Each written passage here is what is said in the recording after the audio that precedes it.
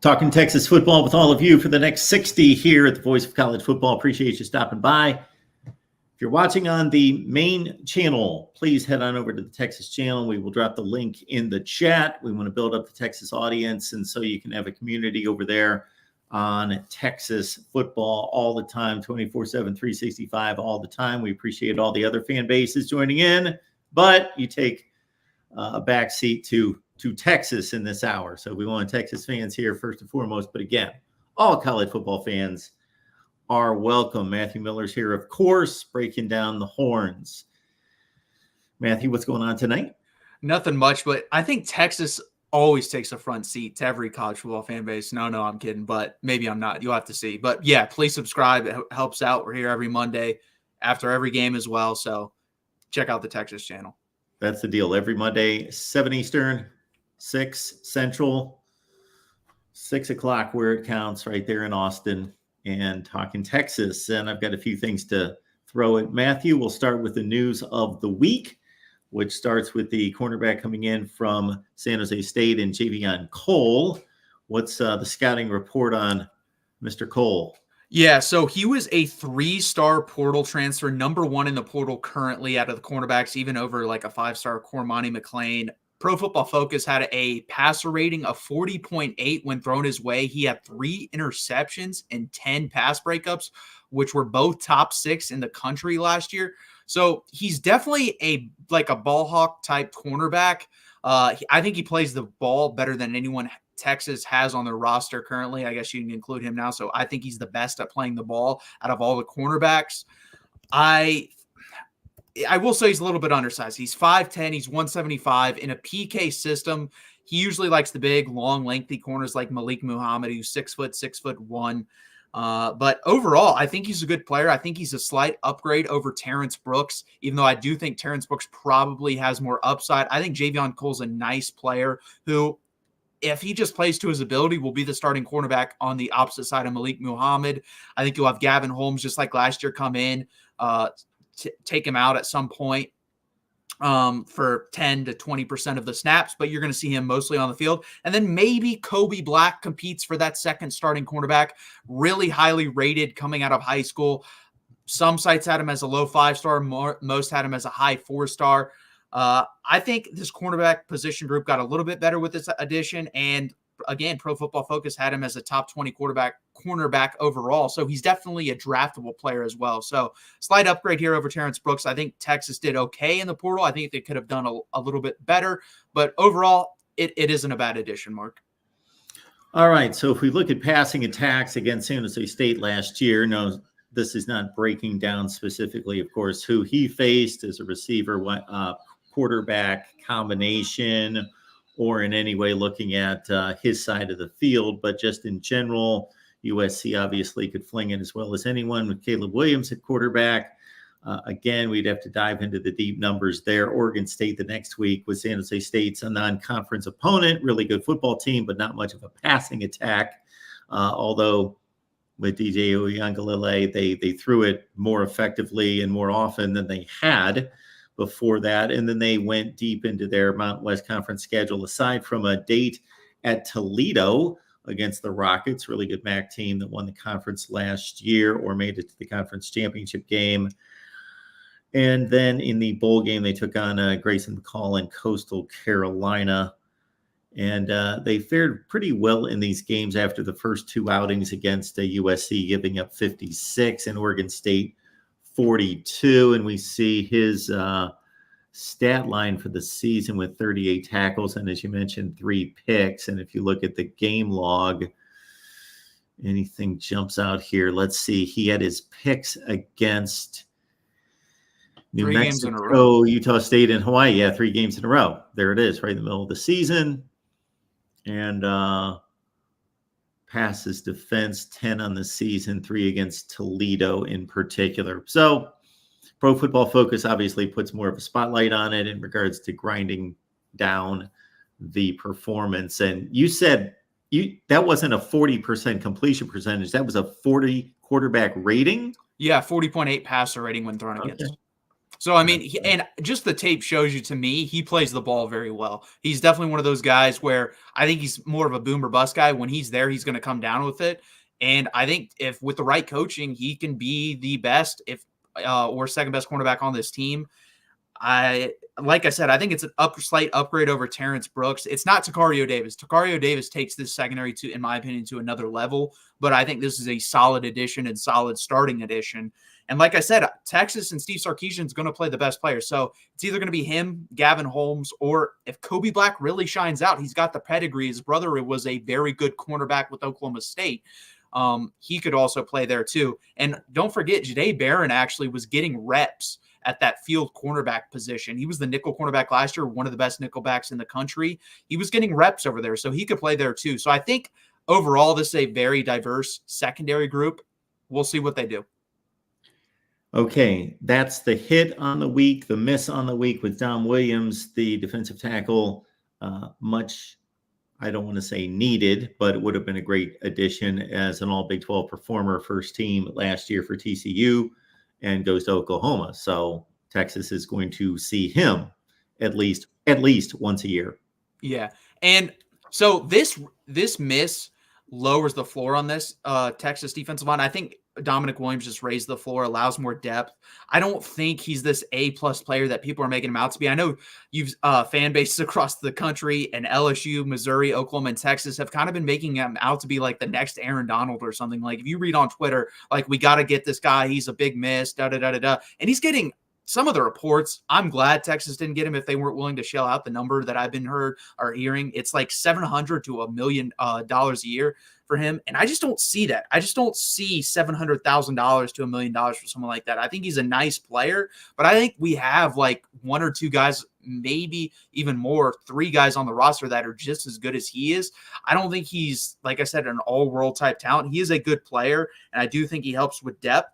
I think Texas probably would have ponied up if they didn't get Bill Norton. Bill Norton, I think, is not as good as Dominic Williams, but I don't think he's like Dominic Williams is an A player and Bill Norton's a C player. I think it's a B+ to a B- type move there. So I just don't understand why Texas fans are getting all angry about it.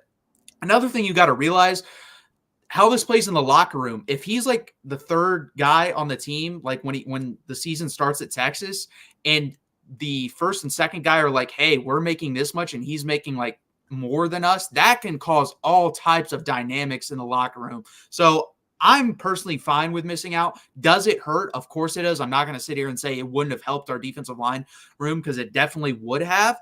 But is it end all be all? No. I think the one that hit, and I'm going to keep saying this, that hurts us the most, was missing Jamari Caldwell. I think that one hurt way more than this when he went to Oregon. So is it a miss? Yeah. Will we get to see him late in October? Yeah. Hopefully we get to beat the crap out of him up front with our offensive line, but we'll see what happens. Guess how many tackles for loss Aaron Donald had as a senior at Pitt? Tackles for loss. Okay. How many he played 12 games, I'm guessing. So let's say 13 and a half, 14. 29. Holy crap. 29 tackles for loss. He had 66 in his career, 29 his final season with 11 sacks. He had 2 11-sack seasons. Yeah, he's obviously, to even bring that guy up, he's one of the greatest players in the history of the NFL. What I think the dynamic is here, Matthew, is number one, the transfer portal gets a lot of attention. We're starving for news. We're starving for excitement. Fans are looking for the next, piece to the puzzle that could get them over the top. Dom Williams is a really good player. Absolutely, he's a really good player.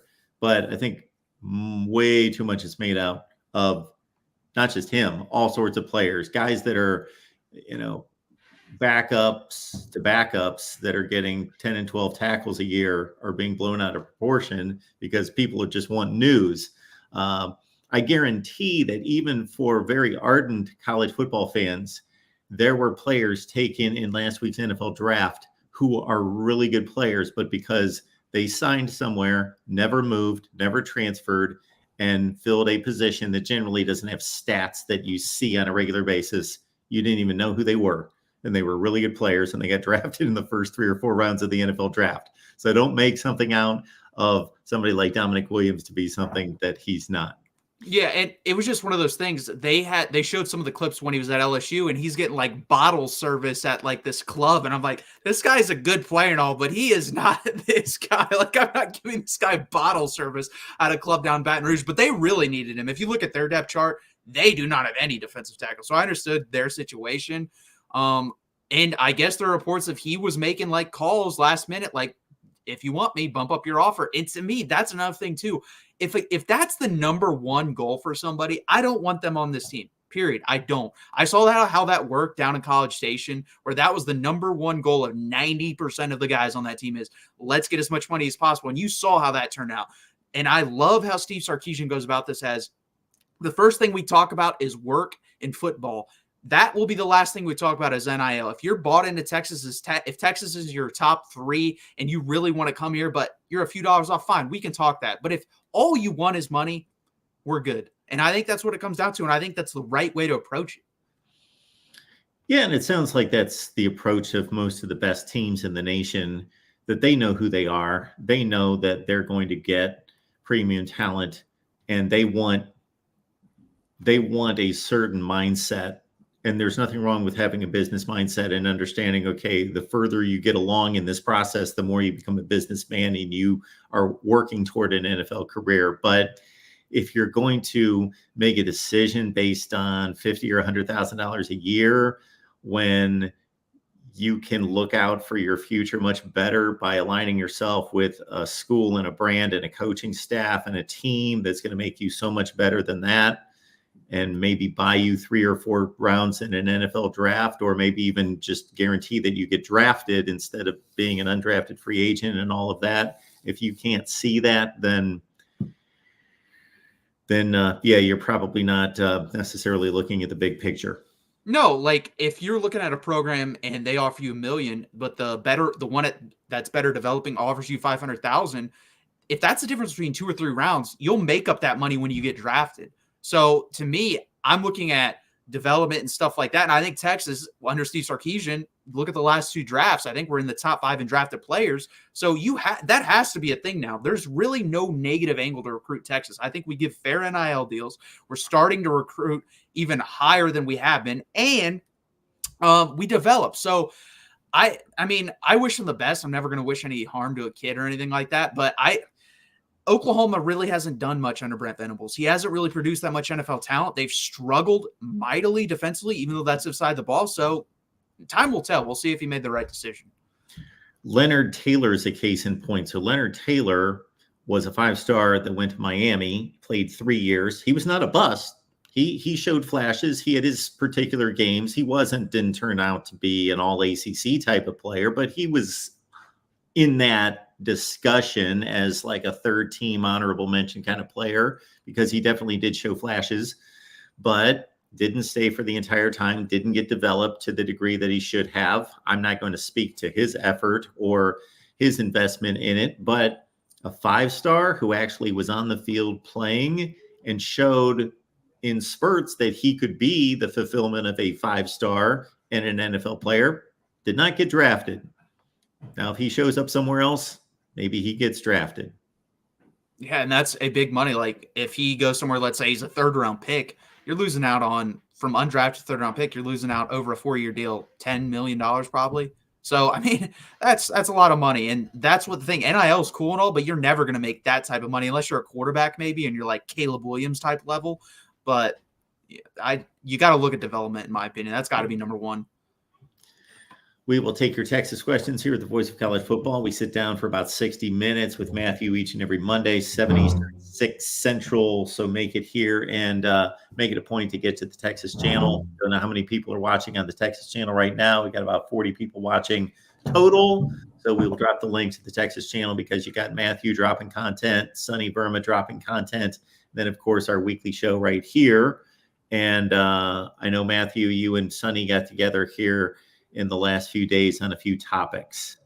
Yeah, we talked NFL draft and stuff of that nature, just talking about the development that Texas has went through, where 2 years ago, this program had 0 guys drafted in the NFL, and then they go to 11.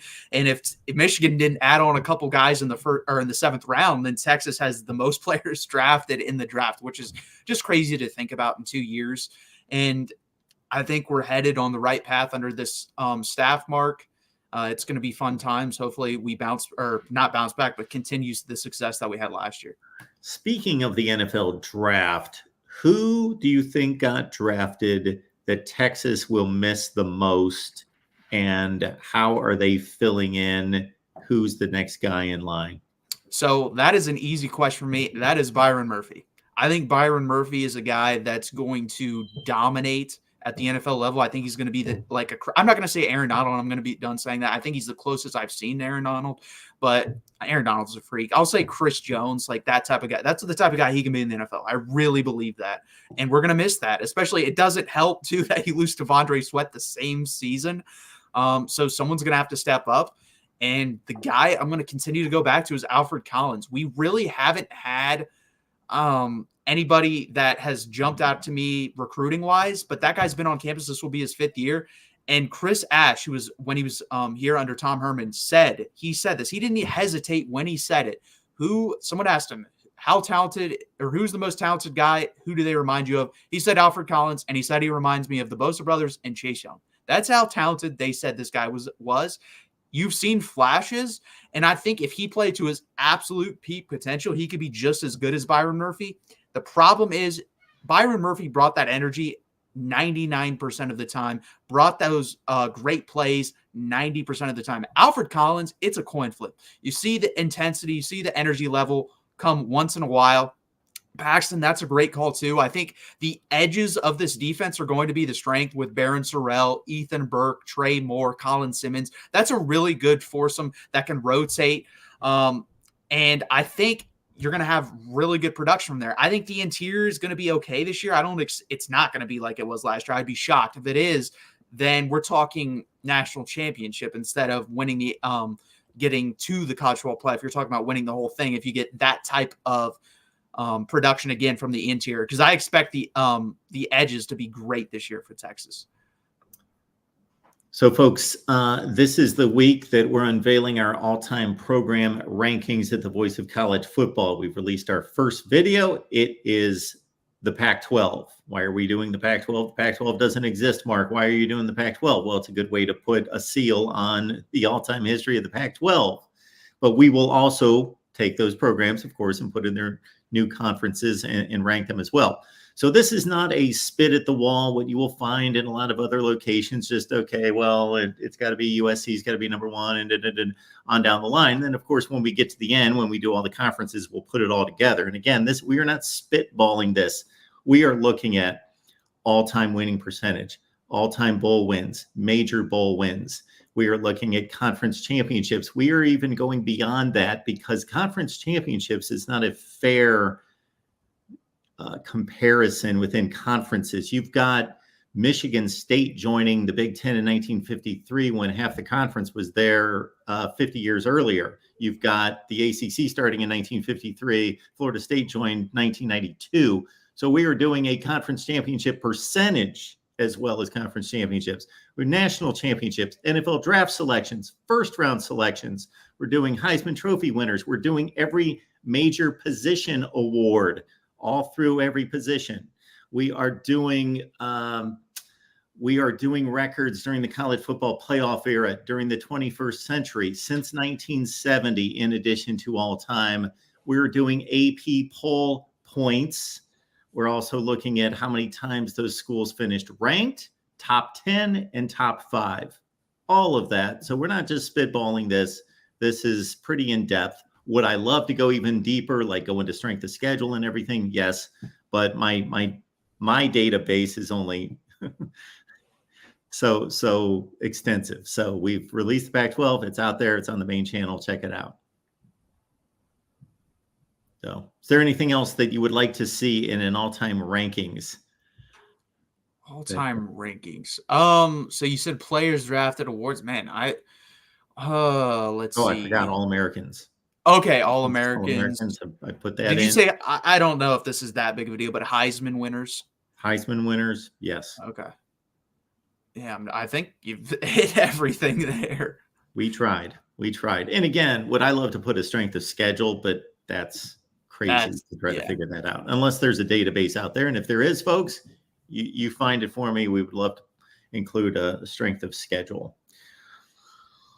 All right. The defense for Texas was largely looked at as being the stopping point in a national championship run. In specific, the secondary. There is much analysis of what that has looked like during the BCS era and the college football playoff era.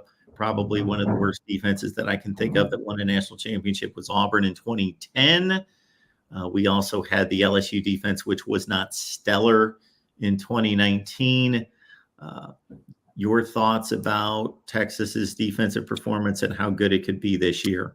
Yeah, so everyone's saying the defense will be the problem, the defense will be the problem, and I agree with that to an extent. And I was just curious of like how teams ranked pass defense wise, rush defense wise, per run, and also total and per pass and total. So I looked back at the college football playoff and the last 10 winners, and basically, and I was going to include third down percentage defense in this, but what I realized when I started to dig into third down percentage, it's very random and it's basically not repeatable. For example, 2021 Georgia, which you could argue during the college football playoff era was the best defense, they were 43rd in the country on third down percentage, which isn't great. So I was kind of shocked by that. I was like, okay, maybe it doesn't matter. But overall, when you look through pass defense, run defense, there's a couple outliers, but they're all about the same. So the lowest per pass defense ever in the college football playoff era is tied for 2018 Clemson, and this one's kind of surprising too, 2022 Georgia. They're both 25th. That's the worst you get. It's the 21st pass defense per pass attempt in per the country. pass attempt. So that's not total defense pass. No. Okay. No. Good. Total defense though is, you hit the nail on the head with this one, Mark. Kind of it's second. LSU is 222.7 yards allowed during the national championship run with Joe Burrow. This one did surprise me. 20, Bama's the worst. The year afterwards with Mac Jones, 239.02 yards allowed per game, but they were elite rush defense. One of the best was 78.9 yards allowed per game that season. So you have to be good somewhere. Like when I broke these down per run and per pass attempt, you had to be in the top 13. That was the average. The average was 13th best for both of them. It was 12.7 and 13.2 per pass. So you have to be a top 13 team there. Overall, total-wise, you had to be top 8 rush defense, a top 8 rush defense, and a top 20 pass defense. So the pass defense, I think you can be worse on, which makes sense. I think it's easier to pass as it is to run in modern day football with the talent you have, the rules, and all of that thing, sort of thing. So Texas, if you take, I just looked back at their last 2 years because I think it's unfair to judge Steve Sarkisian on his first year, especially defensive wise. Surprisingly, 2 years ago, pass defense, they gave up 6.3 yards per pass attempt and 242.7 yards per game. The average for the pass defense, when I looked it up for the 10 national championship winners, was 196.7 yards allowed overall. So Texas is allowing about 43 yards more. And then per play wise, it's 6.04. So about 0.2 more overall than Texas was giving up 2 years ago. The average just between the 2 years, because Texas was way worse last year than they were 2 years ago on pass defense. They allowed 7.08 yards per pass attempt, is 6.69. So Texas is going to have to get half a yard per pass better over their average over the last 2 years, in my opinion, to compete for to have a real chance to win a national championship. Run defense, actually, we're right there. 104.05 yards per game. 102.54 is the average. We're right there. If the run defense stays the same over the last 2 years, we can win a national championship. The pass defense is what is holding us back. We just have to be a little bit better. Half a yard per attempt. If we get to that, I think with this offense, we can win a national championship. So a few thoughts from me here, Matthew, and I've looked at this kind of stuff pretty extensively through the years doing various projects. One would be, we all have to understand that the schedules for those teams that win national championships, you have to understand that they're tacking on 3 games at the end of the season against 3 of the best teams in the country. So that even makes it more impressive what they're able to do statistically. Take 2021 Georgia, they're playing Alabama, Michigan, and Alabama again, the final 3 games of the season, and trying to uphold both offensive and defensive numbers that are among the best in the nation. So that's a difficult task. So that even accentuates how good these statistics are because they're tacking on extra games against the best teams in the country. The other thing is, I'd be curious about the pass efficiency defense, because what I've noticed, and again, I don't have it stored, but just again, empirical evidence based on a bunch of projects, is that the passer rating defensively has been extraordinary for most of these teams. The like touchdown to pick ratio is always really good. Let's see, Michigan last year, what are we looking at? Last year, they were 3rd in the country in passer rating against. They gave up 8 touchdown passes and 18 picks. Let's see, it would be Georgia the year before in 2022. Their passer rating against, they were down at 15, but again, they only gave up 15 touchdown passes and 12 picks, and they faced Bryce Young twice. I think that's a pretty telling statistic down through the years, the passer rating. Look at Georgia in 2021, 10 touchdowns, 16 picks, had the number 2 passer rating in the country. And obviously Cincinnati had those 2 corners, and they finished number 1 that year.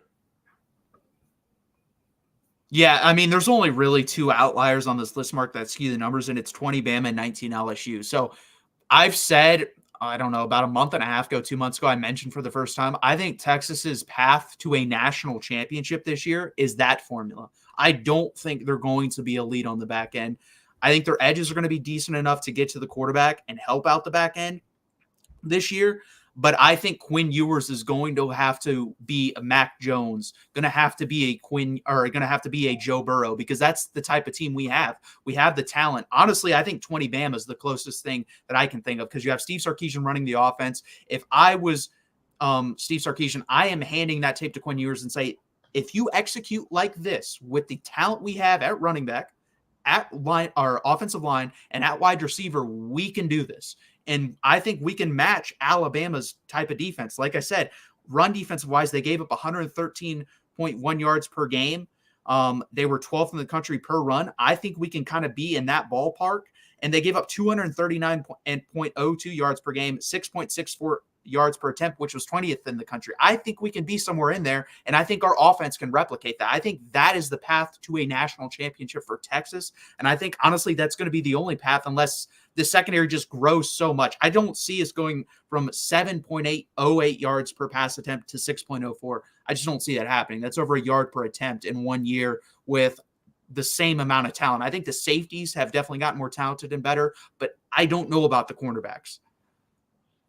That Alabama team got torched twice. They played Ole Miss and gave up 48 points and a zillion yards, like 600 yards, tie game with about 5 minutes left in Oxford, and won 63-48.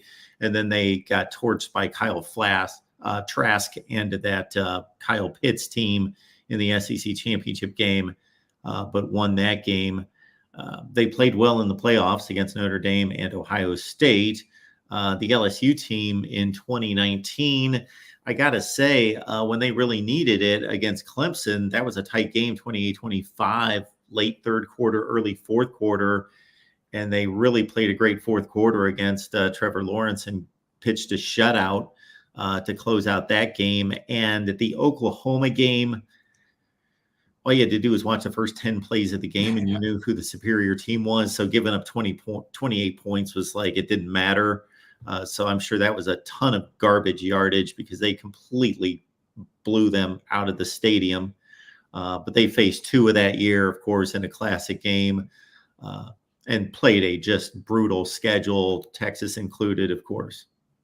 Yeah, and I think that's the way forward. You have to have all-time, basically, quarterback performances the whole year. I mean, Mac Jones came in, second in the Heisman that year behind his teammate who he was throwing to, and Devontae Smith, who had an insane year, probably one of the best years ever for a wide receiver. And then you had Joe Burrow have the best single season in the history of college football. So that's what I'm saying. Quinn Ewers is going to have to do something similar for that, for Texas to win the national championship. I think they'll make the playoffs. I'd bet a lot of money that they would make the playoffs. I don't, but for them in the fan base, for whatever reason, national championship is the expectation. That isn't my expectation. I don't think we have the talent, like I said, on the back end. And I love Quinn Ewers, but I don't believe in him enough to say that he's going to duplicate a Mac Jones type season or a Joe Burrow type season. I think the ceiling for this team right now, as constructed and without seeing a game, to me is, again, what they did last year, a top 4 team. I think that's the ceiling. I think Oregon, with the additions they have made, I think they're the 3rd best team in college football. I think Ohio State and Georgia are kind of in a tier by themselves. I think the only thing holding Ohio State back right now is their quarterback. And I kind of want to see more from Carson Beck too, because in some big games last year, Carson Beck, in my opinion, did not live up to expectations. So can that be the difference? If Quinn Ewers takes that next step and is just better than every quarterback he faces, we've seen in the history of college football, 2005 national championship game, I think USC had more talent. Guess what? They didn't have Vince Young, and that's what it came down to. So Quinn Ewers, that's what's going to take, in my opinion, this year for Texas to win a national championship. Good stuff here at the Voice of College Football. Appreciate you all stopping by. Yes, Sam Ehlinger, Joe Burrow, great game on the road for LSU, of course, to open things up. Like 45-38 comes to mind, something in that range. Yep. And great game there. Who knows what would have happened with Texas that season if they pulled that game out, and Tom Herman and so forth, because that team, was that the team that, would they go? 8-5, I think, or something like that. 5. Yeah, I think that's so. the team that beat Utah in the Alamo Bowl, I believe. That was the year after they won the Sugar Bowl. Yeah. Yep. Okay. 2 things come to mind. Keontae Ingram dropping a wide open touchdown basically at the beginning of the game. That hurt really bad. And then the 3rd and 17 jump throw from Joe Burrow moving to his left. That's one of the best throws I've ever seen, right on the money, and Just Jefferson takes it to the house. Somebody had asked us in here to pick our playoff teams, which of course is not going to be official for me for a long, long time, but I'll play along. Do you have a pick, Matthew? Well, it's hard now because of 12 teams. I'm trying to just think how, and also the format. I mean, right off the bat, I think I'll put it in categories. Shocked. I'd be absolutely shocked if these teams don't make it. I think Ohio State makes it. I think Georgia makes it. I think Oregon makes it. I think Texas makes it. After that, I think there's about – I kind of want to throw them in. I'm going to do it. I think Penn State's locked too. They win 10 games every year. I think they're making a 12-team playoff. I'd be shocked if they don't. Basically, if they just repeat it every year, what they've done the past 4 or 5 years, they're in the playoff. That's what it's going to take. Just repeat what you've done. Go 10-2, you'll be in the playoff. Michigan is on that outlier or on that tier to me, like teetering to get into me for me in the Big Ten. I just don't know about the quarterback position. I think the defense is going to be very good, but you have to be at least average offensively, and I don't know if they're going to be that. Man, I'm trying to think other teams. SEC, I think Ole Miss is kind of in that same boat as Penn State, where I think they're going to win 10 games. I think they'll be in. Big 12. If someone can tell me right now who's going to win the Big 12, tell me, because I don't know who's going to win the Big 12. I think there's like 6 different teams that would not shock me if they won the Big 12.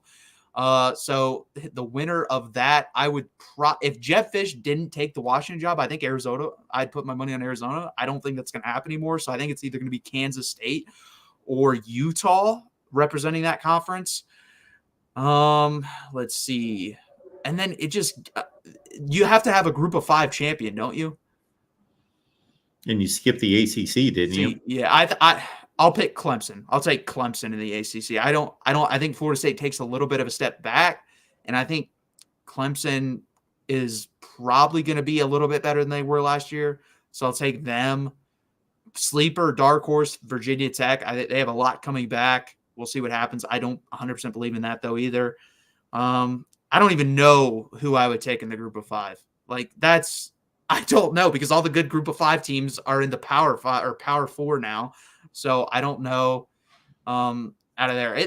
To me, it's just too early to tell, but there's like 5 or 6 teams I'm pretty confident. The other 6, I have no idea. Let's see if you named 11 teams. Ohio State, Penn State, State, Ole Oregon. Miss.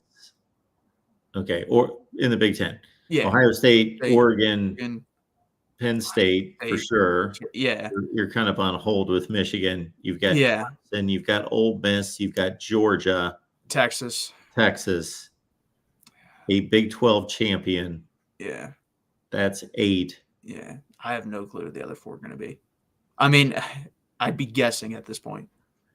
If I had to guess, Missouri from the SEC, I think they're going to have another good season, but I mean, I'm not confident in that.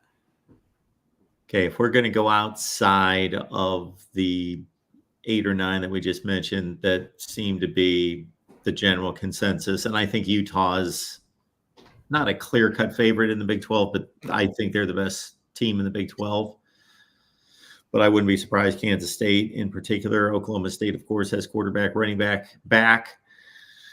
Honestly, a dark horse in the Big 12. I was big on them last year. If Jalen, but you see that I can't promise this. I said last year, if Jalen Daniels is healthy, they'll win and they'll be in the Big 12 championship game. I think if he's healthy, they would have been in the Big 12 championship game. And I'll say it this year: if he's healthy, I think they'll win the Big 12. But he's never healthy.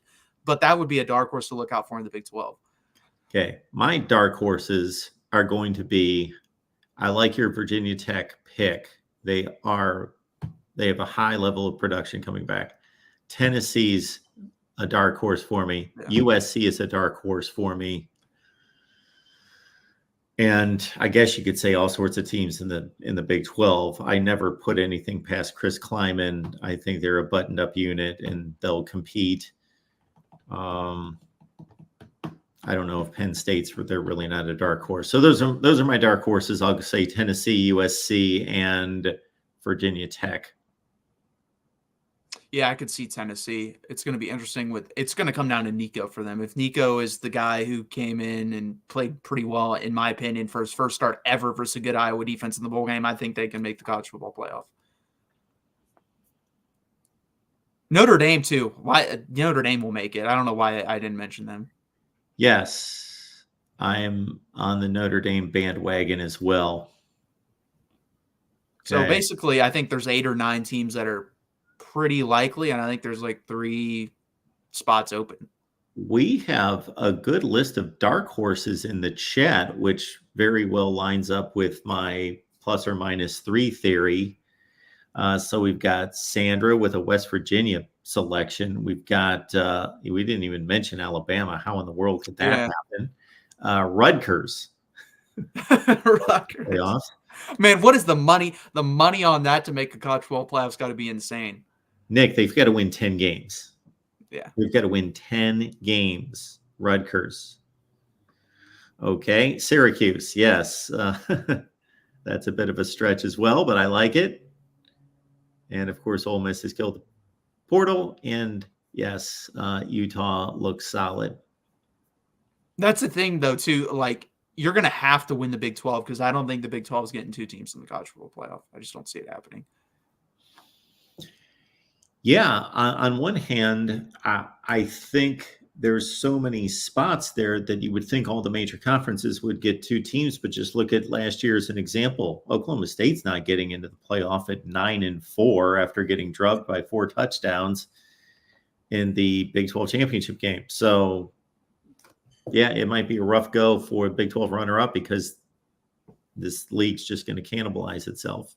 Yeah, unless we're just completely wrong about the cannibalization and they both enter with 1 loss and then it's a close game. I think that's the only path to where you get both in. But if it's like it was last year minus Texas, I mean, it's not happening. Like you said, Oklahoma State was never good. I don't even think they would have they might have gotten in a 16-team playoff, but that's like they're right on the edge for that, in my opinion, since you went, like you said, 9-4 and got blown out in your conference championship game.